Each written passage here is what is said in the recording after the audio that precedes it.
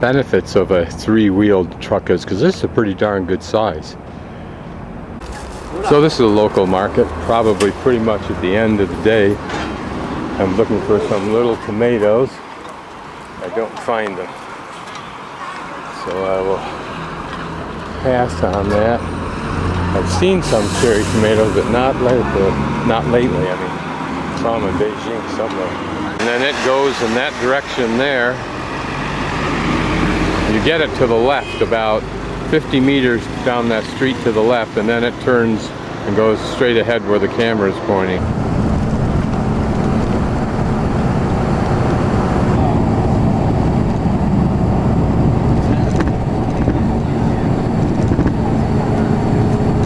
Got some corn on the cob that everybody's been chawing on around here. It's hot enough that I can just barely hold it in my hand.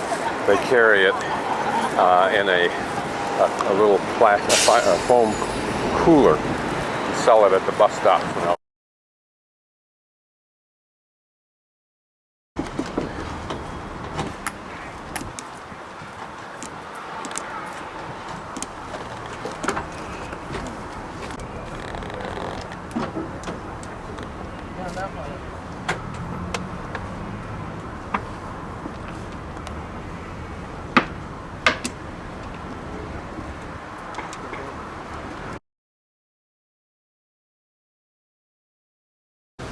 Okay, I'm on the other side of my lake there. That's where the little beautiful park with the kind of like a little mountain is.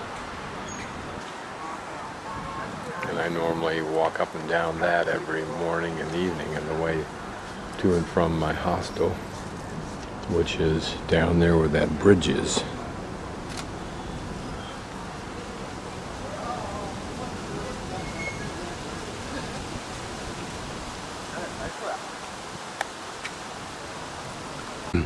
This is a pleasant side of the lake at this time if you're in the shade. I don't know if these boats ever leave their mooring. A lovely place to sit at the end of the day.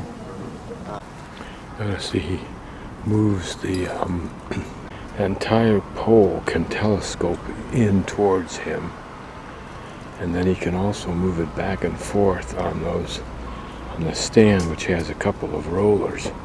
This is one of those really big ones, and this is where you throw the new fish in, keep them alive until you're ready to take them home. And again, these sophisticated bags that these gentlemen have for carrying their gear in.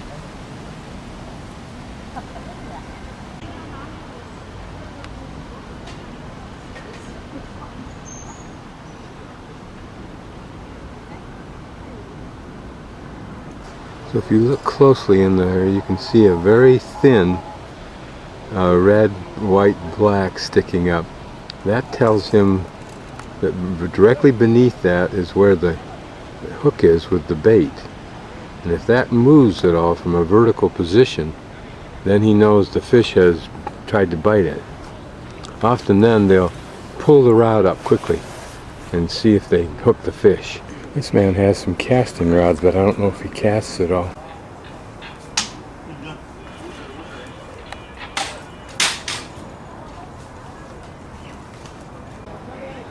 Certain elegance of line.